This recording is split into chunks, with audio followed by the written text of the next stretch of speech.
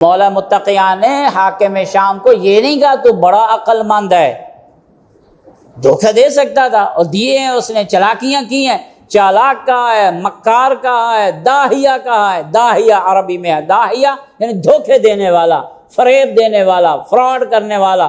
عقل مند اور ہوتا ہے، فراڈیا اور ہوتا ہے۔ ہم عام طور پہ کہتے ہیں بڑا یہ عقل مند ہے، وہ عقل مند نہیں ہوتا، فراڈیا، وہ دھوکے باز ہوتا ہے، وہ چالاک ہوتا ہے، وہ مکار ہوتا ہے، ڈاچ لگاتا ہے۔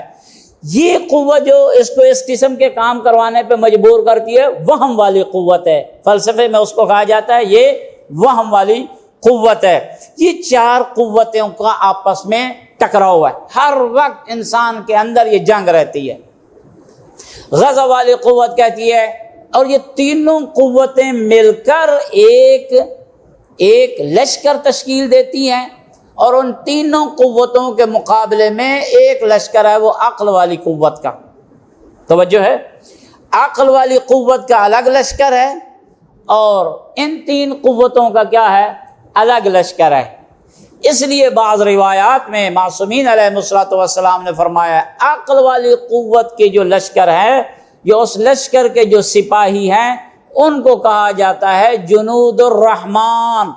یہ رحمان کے لشکر ہے، رحمان کے سپاہی ہیں، اور ان تینوں قوتوں کے لشکر کے جو سپاہی اور فوجی ہیں ان کو کہا جاتا ہے جنود الشیطان۔ یہ شیطان کے کیا ہیں؟ سپاہی ہیں۔ اور ان دو جنود اور ان دو لشکروں، ان دو فورسز کا آپس میں کیا ہے؟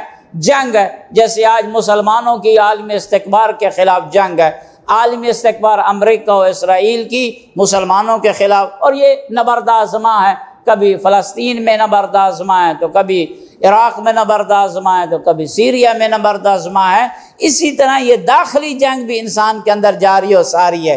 دو قوتیں ہیں در حقیقت، دو لشکر ہیں در حقیقت۔ ایک لشکر شیطان ہے جو کہ ان تینوں کے ساتھ مل کر بنا ہے، الائنس ہے ان تینوں کا، غضب و شہوت و وہم، یہ ایک الائنس ہے، اور اس کے مقابلے میں ہے عقل کی قوت، ان کی آپس میں جنگ رہتی۔ اسی جنگ کی طرف توجہ رہے، اسی جنگ کی طرف پاک پیغمبر رسول اکرم صلی اللہ علیہ وآلہ وسلم نے حکم دیا تھا اور اشارہ فرمایا تھا۔ جب ایک جنگ سے فارغ ہوئے تھے ان کے صحابہ، اس وقت آقا نے ارشاد فرمایا اب آپ جہاد اصغر سے فارغ ہو گئے ہیں، فراغت مل گئی ہے جہاد اصغر سے، اب آپ اپنے آپ کو جہاد اکبر کے لیے تیار کرو، ایک بڑے جہاد کے لیے تیار کرو۔ کہنے لگے یا رسول اللہ، تیر ہم نے کھائے ہیں، تلواریں ہم نے کھائی ہیں، شہید ہوئے ہمارے ساتھی، زخمی ہوئے ہمارے ساتھی، جسم جو ہے وہ زخمی ہے، خون بہہ رہا ہے۔ ابھی اگر یہ جہاد اصغر ہے جس میں بندوں کی جان چلی گئی ہے اور کچھ لوگ جو ہیں وہ معذور ہو گئے، اس سے بڑا جہاد پھر کون سا ہے؟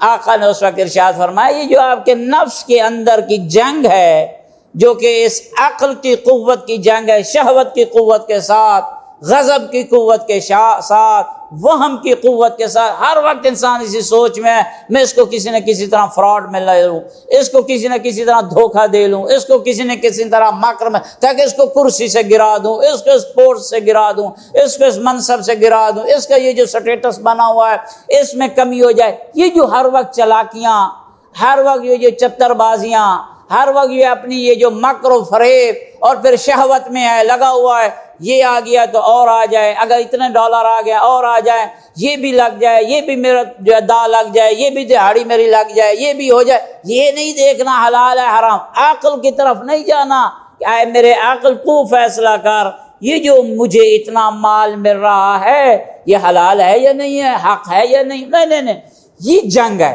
یہ نفس کی جنگ ہے، اور ہر وقت ہم اس جنگ میں کیا ہے وہ موجود ہے۔ جب یہ چاروں قوتوں کی جنگ ہوتی ہے اس وقت معصومین علیہ الصلوۃ والسلام ارشاد فرماتے ہیں آئے حضرت انسان